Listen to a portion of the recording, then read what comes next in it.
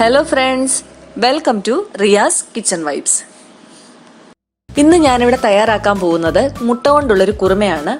വളരെ ടേസ്റ്റി ആയിട്ടുള്ള ഈ കുറുമ എങ്ങനെയാണ് തയ്യാറാക്കുന്നതെന്ന് നമുക്ക് നോക്കാം. ഇതിലേക്ക് ആവശ്യമായ സാധനങ്ങൾ: ഞാനിവിടെ 4 മുട്ട പുഴുങ്ങി വെച്ചിട്ടുണ്ട്. സവോള, ഇഞ്ചി, വെളുത്തുള്ളി, കറിവേപ്പില, പച്ചമുളക്, തക്കാളി, കാശ്മീരി മുളക് പൊടി, മല്ലിപ്പൊടി, ഗരം മസാല, മഞ്ഞൾപ്പൊടി, ഉപ്പ്, വെളിച്ചെണ്ണ, തേങ്ങ, കാഷ്യൂ നട്ട്സ് ഇവയാണ്. ഇനി കറി തയ്യാറാക്കാനായി തുടങ്ങാം. അതിനുവേണ്ടി ഒരു പാൻ വെച്ച് കൊടുത്തിട്ടുണ്ട്. ഇതിലേക്ക് കുറച്ച് എണ്ണ ഒഴിച്ചു കൊടുക്കാം. 2 നുള്ള് മഞ്ഞൾപ്പൊടിയും കാശ്മീരി മുളക് പൊടിയും ഇട്ട് കൊടുക്കാം. ഇത് കരിഞ്ഞു പോവരുത്. ചെറുതായിട്ടൊന്ന് ചൂടായി വരുമ്പോൾ ഇതിലേക്ക് പുഴുങ്ങി വെച്ചിരിക്കുന്ന മുട്ട ഇട്ട് കൊടുക്കാം.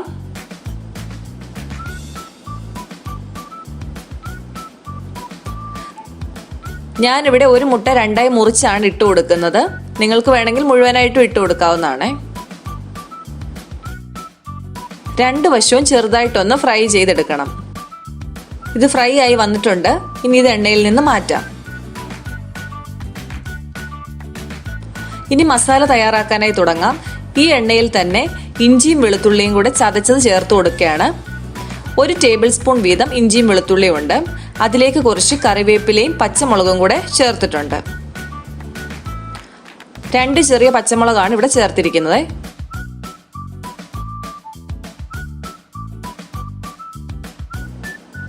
ഇത് ചെറുതായിട്ടൊന്ന് മൂത്ത് വരുമ്പോൾ ഇതിലേക്ക് സവോള ചേർത്ത് കൊടുക്കാം.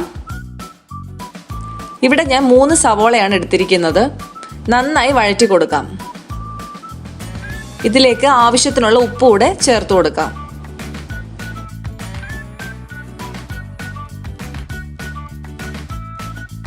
സവോള നന്നായിട്ട് വഴണ്ട് കിട്ടണം. ഇപ്പൊ സവോള നന്നായിട്ട് വഴണ്ട് വന്നിട്ടുണ്ട്. ഇനി ഇതിലേക്ക് തക്കാളി ചേർത്ത് കൊടുക്കാം. ഞാൻ ഇവിടെ ഒരു മീഡിയം വലുപ്പത്തിലുള്ള തക്കാളിയാണ് എടുത്തിരിക്കുന്നത്.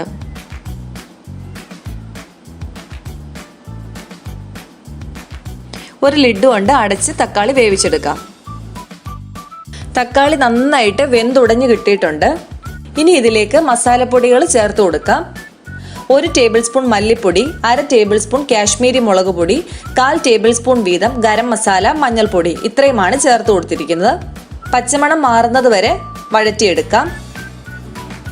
ഈ സമയത്തൊക്കെ തീ കുറച്ച് വെച്ചിട്ട് വേണം ചെയ്യാനായിട്ട്. മസാലയുടെ പച്ചമണമൊക്കെ നന്നായിട്ട് മാറി വന്നിട്ടുണ്ട്. ഇനി ഇതിലേക്ക് തേങ്ങയും കാഷ്യൂ നട്ട്സും കൂടെ അരച്ച പേസ്റ്റ് ആണ് ചേർത്ത് കൊടുക്കുന്നത്. 1 കപ്പ് തേങ്ങയിൽ 10 കാഷ്യൂ നട്ട്സ് ആണ് ഞാൻ അരച്ചെടുത്തിരിക്കുന്നത്. ഇത് നന്നായിട്ട് മിക്സ് ചെയ്തെടുക്കാം. ഇതിലേക്ക് ആവശ്യത്തിന് വേണ്ട വെള്ളവും കൂടെ ചേർത്ത് കൊടുക്കാം. നിങ്ങൾക്ക് എത്രമാത്രം ഗ്രേവി വേണം അതനുസരിച്ച് വേണം വെള്ളം ചേർക്കാനായിട്ട്.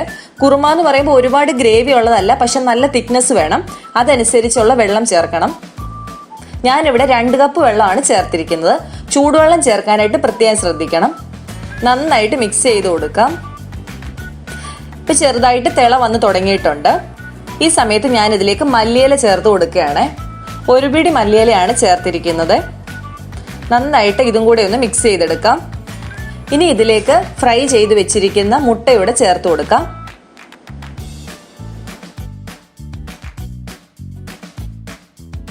ഇനി ഇത് ഒരു 5 മിനിറ്റത്തേക്ക് ഒന്ന് മൂടി വെച്ച് വേവിച്ചെടുക്കാം.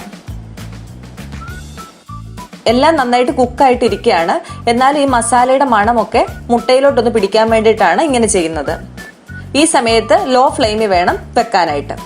ഇപ്പോൾ അടിപൊളി ടേസ്റ്റിലുള്ള കുറുമ റെഡി ആയിട്ടുണ്ട്. നിങ്ങൾ എല്ലാവരും ട്രൈ ചെയ്ത് നോക്കുക. എല്ലാവർക്കും ഇഷ്ടപ്പെടും. അഭിപ്രായങ്ങൾ അറിയിക്കുക. അപ്പോൾ ഇന്നത്തെ റെസിപ്പി എല്ലാവർക്കും ഇഷ്ടമായെന്ന് വിചാരിക്കുന്നു. ഇഷ്ടമായെങ്കിൽ ലൈക്ക് ചെയ്യുക, കമൻറ്റ് ചെയ്യുക, ഷെയർ ചെയ്യുക. പിന്നെ നമ്മളുടെ ചാനൽ ആരെങ്കിലും സബ്സ്ക്രൈബ് ചെയ്തിട്ടില്ലെങ്കിൽ പ്ലീസ് സബ്സ്ക്രൈബ്. ഇനി ഒരു അടിപൊളി ഡിഷുമായിട്ട് നമുക്ക് കാണാം. Thanks for watching.